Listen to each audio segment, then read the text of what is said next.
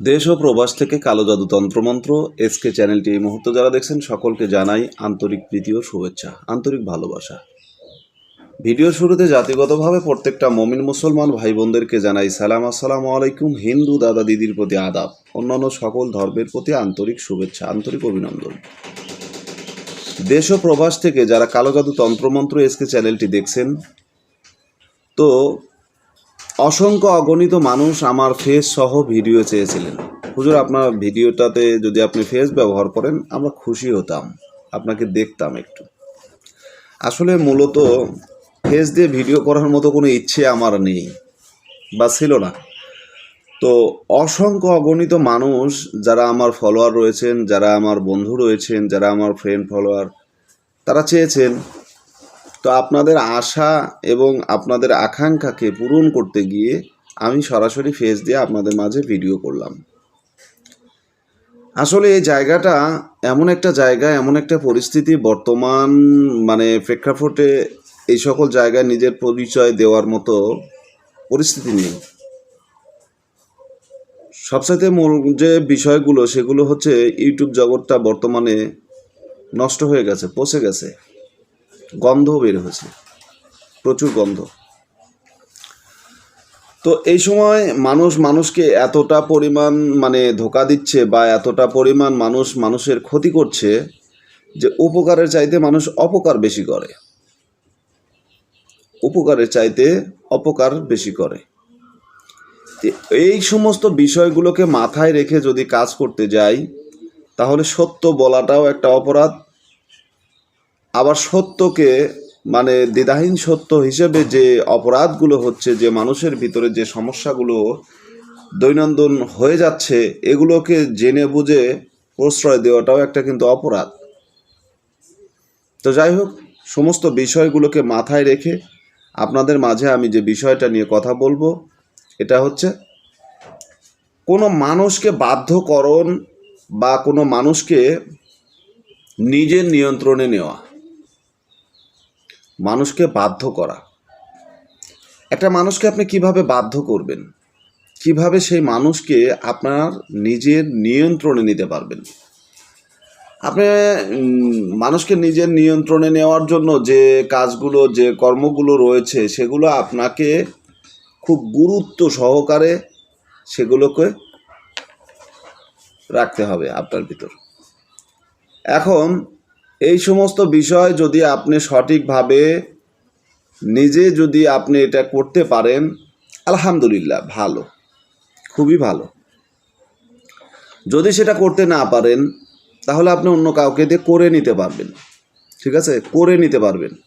এখন এই যে আমি যে নকশা, মন্ত্র, যন্ত্র, তুৎকা যেটা আপনাদেরকে দেই, আমি কিন্তু অল টাইম প্রতিটা কথাগুলোকে আপনাদের মাঝে ক্লিয়ারভাবে বোঝানোর চেষ্টা করি।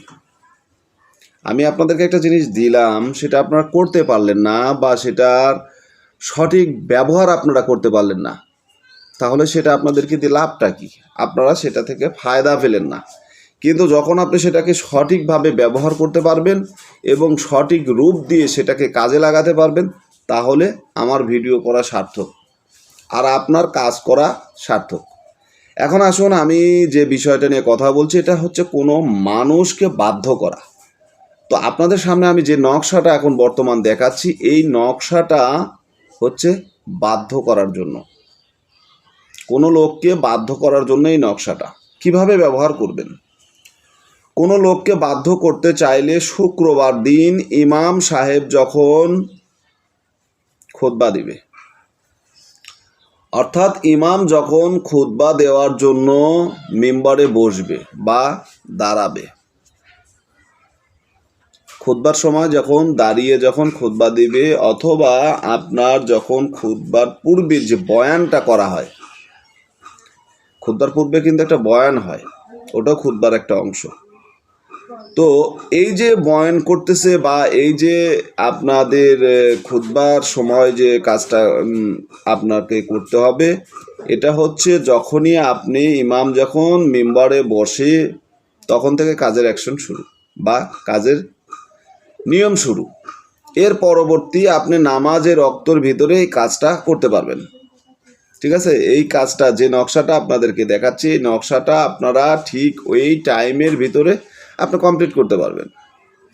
এখন এই নকশাটা আপনারা যখন লিখবেন তখন কি করতে হবে, যে ইমাম সাহেব যখন খুতবা দিতে উঠে তখন নিয়ত নকশা দোয়া সহ লিখে নিজের শরীরে ব্যবহার করলে আল্লাহর রহমতে আপনি যাহাদের প্রতি নিয়ত করবেন তারা আপনার বাধ্য হয়ে যাবে। মানে যাদের প্রতি আপনি নিয়ত করবেন তারাই কিন্তু আপনার বাধ্য হয়ে যাবে। এই যে নিয়মটা, এই নকশা এবং নকশার নিচে যে আপনার দোয়াটা, এই দোয়াটা আপনাকে সহ লিখে নিতে হবে এবং এটা দিয়ে কাজ করতে হবে। কিন্তু আপনার নিয়তটা খালস হতে হবে, নিয়তটা খালেস নিয়ত হতে হবে যে আমি এই ব্যক্তিকে বাধ্য করতে চাই, এই ব্যক্তিকে আমার বশীকরণ করতে চাই, সে আমার নিয়ন্ত্রণে থাকবে, আমার বশে থাকবে, আমার নিয়ন্ত্রণে সে কাজ করবে। ঠিক আছে? যদি আপনি এই নিয়মে, এই পদ্ধতিতে যদি আপনি কাজ করেন, আল্লাহ তাআলার অশেষ দয়া, মেহেরবানি এবং রহমতে কাজ হয়ে যাবে। সবচেয়ে গুরুত্বপূর্ণ যে বিষয়গুলো আপনাদের সামনে যদি আমি খোলাসা করতে যাই, যে কোরআনে কারিমের যে কাজগুলো রয়েছে এগুলো চলে হচ্ছে একিনের উপরে। আমি এই বিষয়গুলো নিয়ে আপনাদেরকে উদাহরণস্বরূপ অথবা বিভিন্নভাবে আমি এগুলো কিন্তু আপনাদেরকে বুঝিয়েছি, যে এটা এভাবে করতে হয়, এটা এভাবে করতে হয়। মূল যে বিষয়, ভিত্তি যেটা, সেটা হচ্ছে আপনাকে ইখলাস, একিন, তাওয়াক্কুল করতে হবে একমাত্র আল্লাহ তাআলার উপর, যে আল্লাহ চাইলেই সব কিছু সম্ভব, তিনি ব্যতীত কোনো কিছুই সম্ভব নয়। তো তিনি যদি চান তাহলে আমার এই কাজ খুব সহজে হয়ে যাবে। এটা তো আমি একটা উসিলাতুল বালা, কারণ আপনি একটা মুসিবতে পড়েছেন, সেই মুসিবত থেকে আপনি নিজে উদ্ধার হওয়ার জন্য আল্লাহ তাআলার শরণাপন্ন হয়েছেন বা আল্লাহর কাছে সাহায্য কামনা করছেন। তাহলে কেন আপনার কাজটা হবে না? অবশ্যই হবে। এখন এই নিয়মটা যখন আপনি কাজটা যখন করতে যাবেন, তখন আপনাকে যেটা করতে হবে, আপনাকে পবিত্রতা অর্জন করতে হবে। পবিত্রতা অর্জন করার জন্য আপনাকে গোসল করতে হবে। আপনি যে ধর্মের হন, আপনাকে গোসল করতে হবে। পাক পবিত্র কাপড় পরিধান করে আপনাকে গোসল করে, পাক পবিত্র কাপড় পরিধান করে আপনাকে এই তাবিজ অঙ্কন করতে হবে। শরীরে অবশ্যই ভালো করে সুগন্ধি মেখে নেবেন, যাতে আপনার শরীর থেকে ভালো মানের খুশবু বের হয়। ঠিক আছে? আগরবাতি, মোমবাতি জ্বালিয়ে নেবেন, তিনটা মোমবাতি জ্বালাবেন, আগরবাতি জ্বালাবেন, এরপরে আপনি কাজটা করবেন। ঠিক আছে? আগরবাতি জ্বালিয়ে নেবেন, মোমবাতি জ্বালিয়ে নেবেন, জ্বালানোর পরে শরীরে সুগন্ধি মেখে ভালো পরিষ্কার পরিচ্ছন্ন জায়গায় বসে আপনি নকশাটার আমল করবেন। ইনশাআল্লাহ অবাধ্য ব্যক্তি আপনার বাধ্য হয়ে যাবে। প্রেমিক হোক, প্রেমিকা হোক, যে কেউ হোক, আপনার বাধ্য হবে। তো আশা করি বুঝতে পেরেছেন। ভালো থাকুন, সুস্থ থাকুন। আল্লাহ হাফেজ।